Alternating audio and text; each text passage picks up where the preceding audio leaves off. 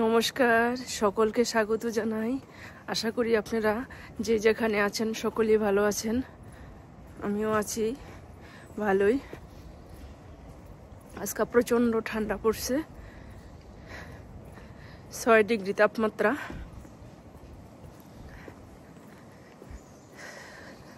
তারপরে একটু বের হইলাম, দরকার।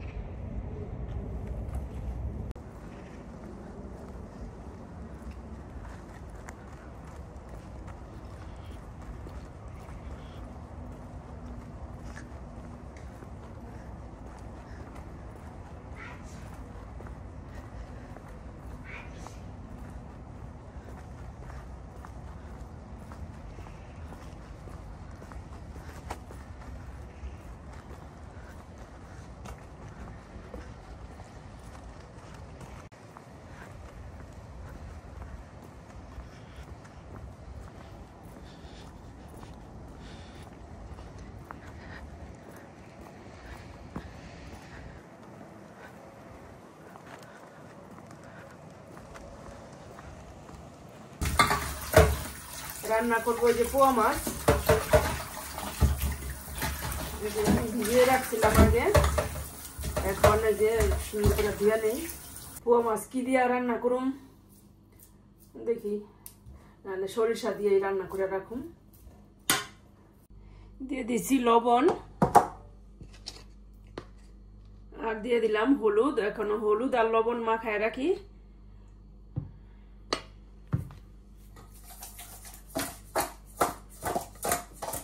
রাখলাম, এখন একটু পরে রান্না বান্না করি। আর কি কি রান্না করুম রেডি করে নেই।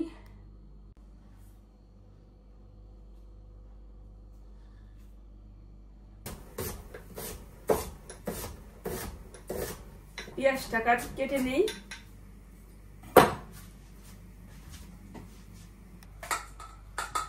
এই যে এখন মাছটা ভেজে নেই।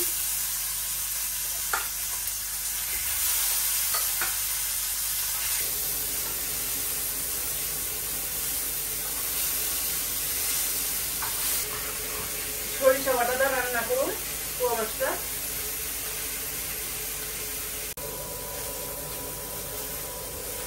এখানে দিয়ে দিচ্ছি সরিষা আর দিয়ে দিব ভাজা জিরের গুঁড়া, এই একসঙ্গে বেটে নেই।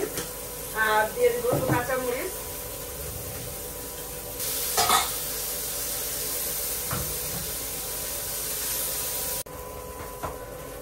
এই যে এখানে পেঁয়াজ কুচি দিয়ে দিলাম।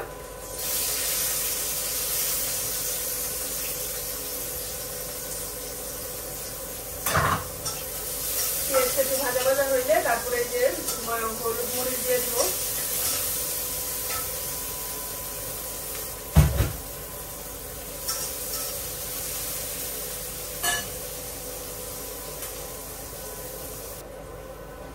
এই দিয়ে দিলাম কাঁচামরিচ।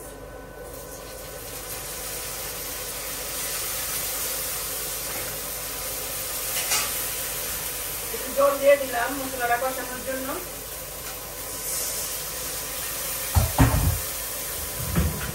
আর দিয়ে দিব হলুদ গুঁড়া। তো এখানে কাঁচামরিচ আর হলুদটা দিয়ে মশলাটা কষাই নিই।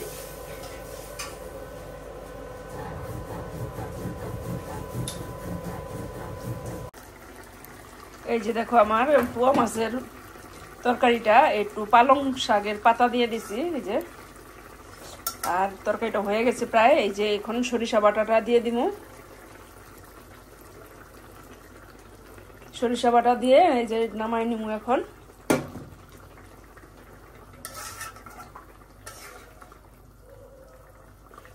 এই যে আমার তরকারি।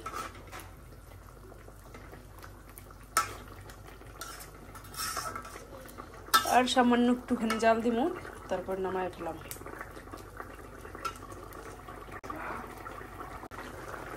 এই যে আমার তরকারিটা পুরোপুরি রেডি, এখন নামায় নিমু, হয়ে গেছে।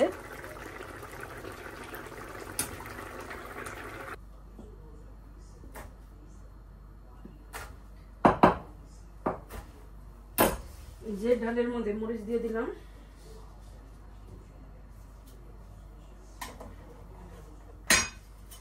হয়ে গেছে আমার ডাল। হইলে আমার রান্না হয়ে যাব। কাঁচা মরিচ রেখে দিই ফ্রিজে। ডালের মধ্যে দিয়ে দিই একটু কয়েকটা কাঁঠাল বিচির,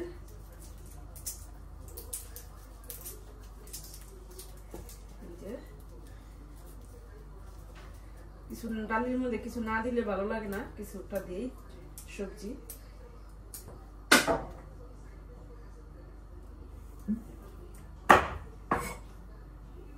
এই যে এখন রান্না বান্না হয়ে গেছে প্রায়, ডালটা শুধু ডাল ডুব আছে। এখন এই যে ধোয়া পাকলা করে হালাই, জিরার ফোড়ন দিয়ে দিলাম, আর দিয়ে দেবো পেঁয়াজ কুচি। শুকনো মরিচটা না দিলে ডালের ঘ্রাণ ছোটে না,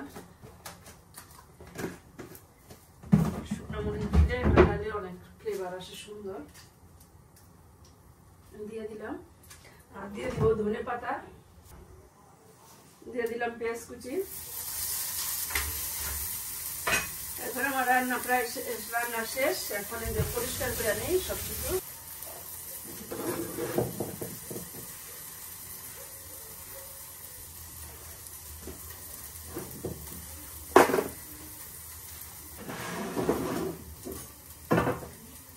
সবকিছু গুছাই দিলাম, কমপ্লিট। এখন রান্নাঘরটা শুধু একটু ঝাড়ু দিব।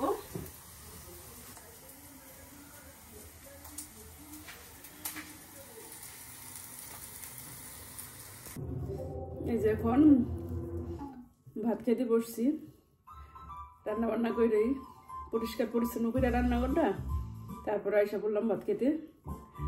অনেক খিদা লাগছে।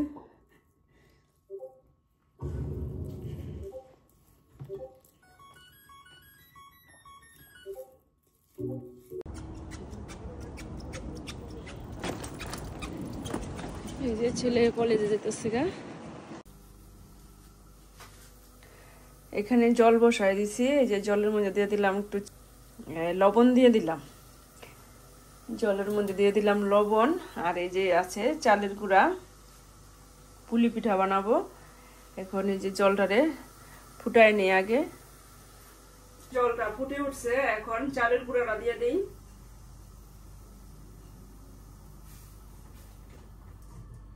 কাই বানিয়ে নিলাম। এখন এটা গরম অবস্থায় একটু ডুলে নিতে হইব।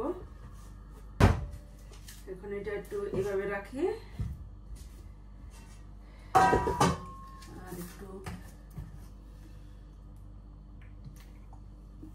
তেল মাখায় রাখি, আটকে রাখি, শুকিয়ে যাবে, এই কারণে ঢেকে রাখলাম। এখন আছে নারকেল কোড়া আর গুড় দিয়ে এটা একটু পাকায় নেই, তারপরে এটা পুর বানায় নেই এটার ভিতরে দেওয়ার জন্য। পিঠার ভিতরে দিব নারকেল কোড়া আর গুড় দিয়ে জাল দিয়ে নেই। গুড় আর নারকেল কোড়া দিয়ে এটা একটু সুন্দর পাকায় নেই। এই যে আমি এভাবে নারকেলের পুরটা বানায় নিছি। আর এই যে আমার পিঠা, এই যে সাজ দিয়ে বানাইতেছি।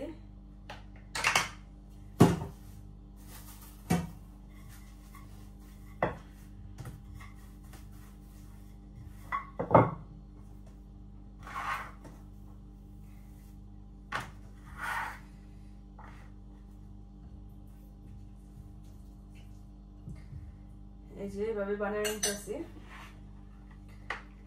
আমার হাতেরটা সুন্দর হয় না, যেমন বেকাতরা হয়ে যায়, এই কারণে আমি এই সাজ দিয়ে বানিয়ে নিতেছি।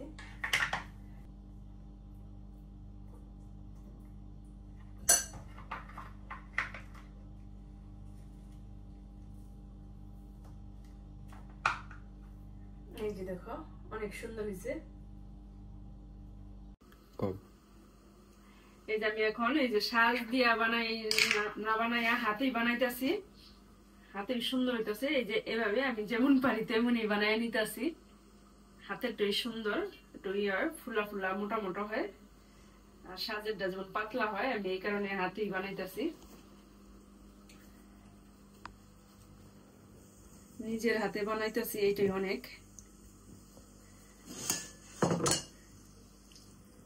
এই যে পুর দিয়ে দিলাম।